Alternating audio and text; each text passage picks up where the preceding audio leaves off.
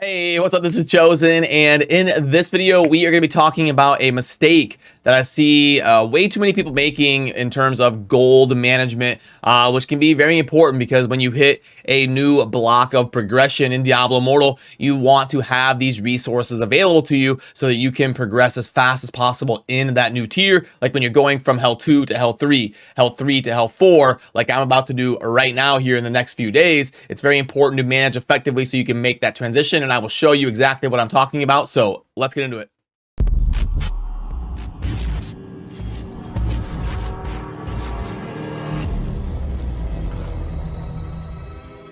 Alrighty, so first of all, what am I talking about in the intro when I say about these gates of progression and these windows that you hit where you're about to really progress in the next few days? You can see that I'm Paragon 136, and I'm about to hit Hell 4 at Paragon 150. Now, I've been waiting until I'm within striking distance, server Paragon level-wise, and just kind of slowly acquiring Hell 4 pieces. Like if you see in my stash, I'm going to get an easy 500 combat rating, probably closer to 1,000 when Hell 4 actually hits. I'll have more pieces here by then because I'm starting the grind kind of today because it's going to be within striking distance by tomorrow and the next day. So it's time to really go hard in the paint. And the reason I waited was because I am waiting until it is a lot more realistic. Like right now, the server Paragon is 142, and when this gets to 144, 146, very realistic for me to grind up to 150 and do it with a bonus instead of sitting here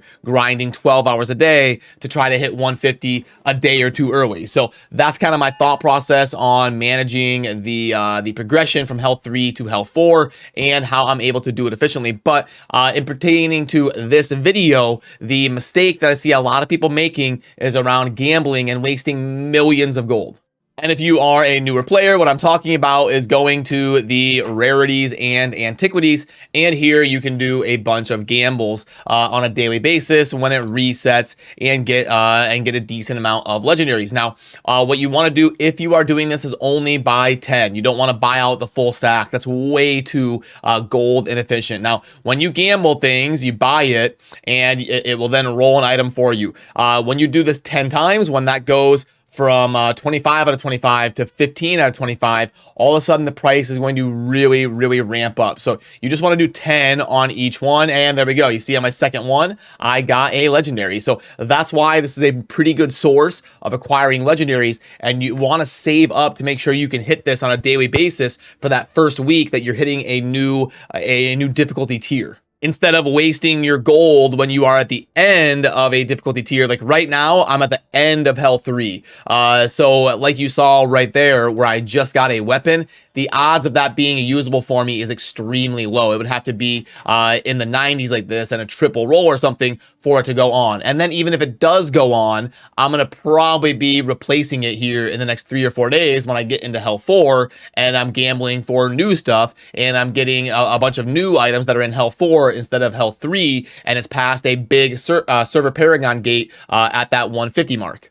And since this gambling can be an extra source of maybe 1, 2, even 3 more legendaries per day, I want to make sure I've got enough gold to hit the ground running and slam this for like the first 10 days every single day, buying out all of the first 10 of each item to acquire some of those H4 Hell 4 items as fast as possible. That's why you can see I'm up at 4.3 million. I'll probably be at like 6 million by the time I hit Hell 4. And then as I'm gambling every day and as I'm gambling to mitigate that, or as I'm also grinding to mitigate that cost, means I'll be able to gamble consistently at that new difficulty without being broke on gold, because this can get expensive really fast when you start buying out the first 10 every single day of each one of these items.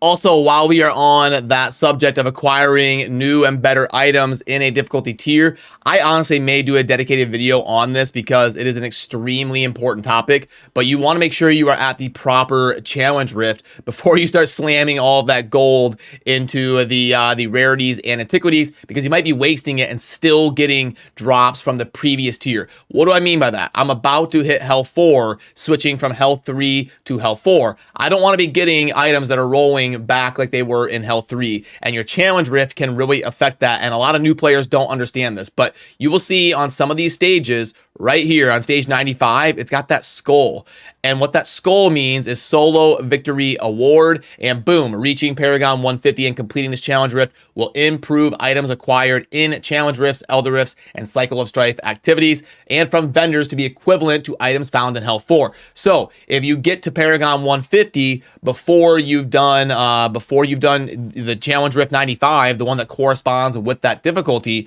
and you go start slamming a bunch of gold into the rarities, antiquities, and stuff, you could be wasting all of that gold if you are not at this, because some players they either forget or they don't care about their challenge risk for a little bit. They end up hitting Paragon 150. They get all excited about equipping all this gear and they forget to progress their challenge rifts up to that difficulty, and now they're really screwing themselves over on loot they could be finding for that new difficulty that would snowball and make them even stronger.